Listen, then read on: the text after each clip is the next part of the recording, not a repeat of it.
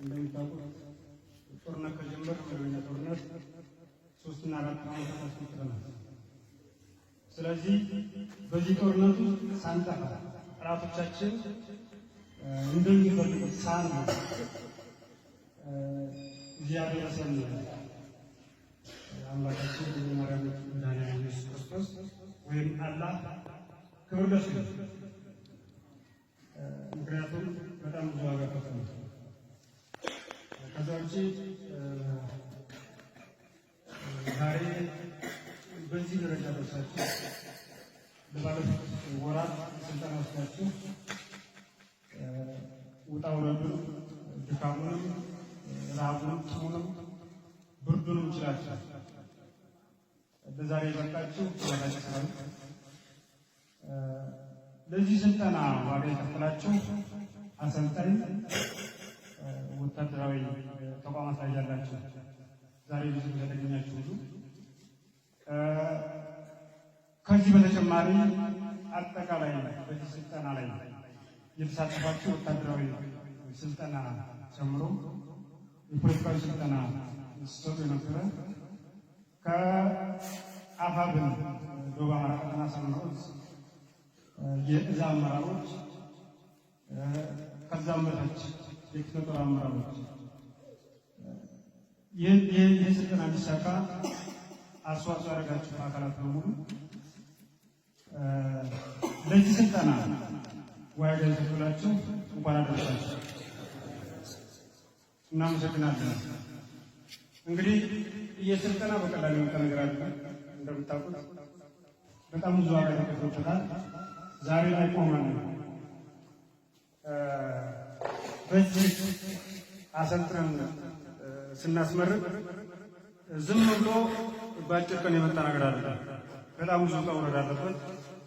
ከዚህ በተጨማሪ ደግሞ የአማራን ቤት ትልቁን ድርጅት አፋብን በመሰረትን በማግስቱ ወደ ስራ ገብተን እናንተን ለማስመረቅ የበቃንበትና በጣም ልዩ የሚያደርገው ጊዜ ስለሆነ ይህም ሁሉ ስራ ለመስራት እንደ አማራ ዋጋ ከፍለን ስለደረሰ ለዚህ ስራ ሁላ ዋጋ የከፈለው ሁሉ ማመስገን እፈልጋለሁ።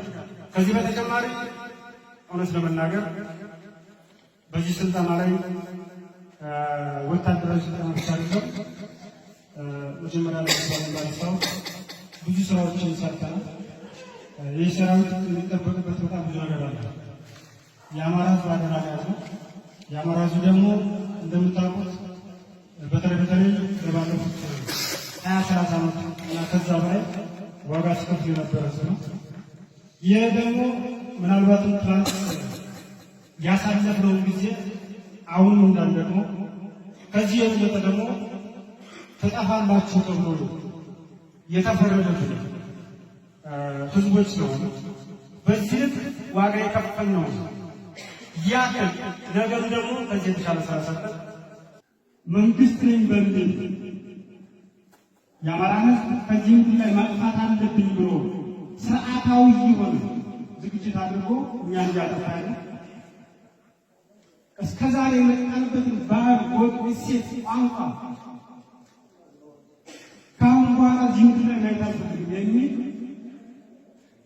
ኃይል ምናልባትም የዳድመት ስራ አስፈጻሚ አገዛዝ በኩል የብልጽግና ገዢ እና ተከታዮቹ ዛሬ እያየ ነው። ምናልባት ትናንትና በዚህ ደረጃ የምንጠብቀው ሰዓት ነበረ። ባልነቃንበት ሰዓት አማራ ወጥቶ ወርዶ ሀገርን ያቆየ በስርዓተ መንግስት ግንባታ በጣም ብዙ ዋጋ የከፈለ በኪነ ጥበቡ በጣም ብዙ ዋጋ የከፈለ እንደ ሀገር ብቻ ሳይሆን እንደ ዓለም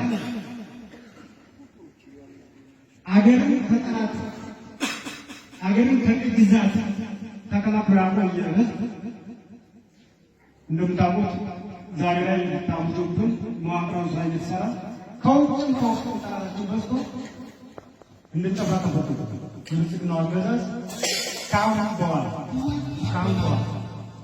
ምናልባት ህዝባዊ ተሆኑባት እኛ ግንባር ቀደም ሆነን ይህን ነገር ለማስፈጸም እንገደዳለን ማለት ነው። ስለዚህ አማራ እንደ አማራ የሚቀጥል ከተፈለገ ቅድም መግቢያ ላይ እንዳነሳሁት እያንዳንዷን ተጠቅማለች የምንለውን ነገር ተግባራዊ ማድረግ ግዴታ አለብን ነው። እኔ ዛሬ የፋኖ ሰራዊት አባል ሆኜ ለመመረቅ የበቃሁት የአማራ ሕዝብ ወታደር የአማራ ሕዝብ የተደቀነበትን የህልውና አደጋ በመቀልበስ በነፃነቱ በማንነቱ ላይ የመጡትን ጥላቶች በሙሉ እስከ ሕይወት መስዋዕትነት ድረስ ለመመከት ቃሌን እሰጣለሁ።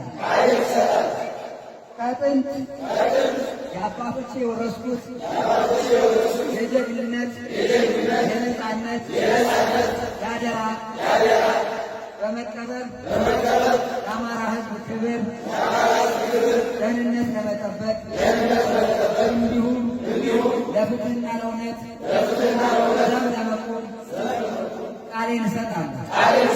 የአማራ ሕዝብ የጨዋነት ባህልና ወግ የተወለድኩ መሆኔን በመገንዘብ የፋኖን የሞራል እሴት በመጠበቅ ንጹሐንን እንዳልበድል የሕዝብ ንብረት ሳልነካ ሴቶችን፣ ሕፃናትን፣ ሽማግሌዎችን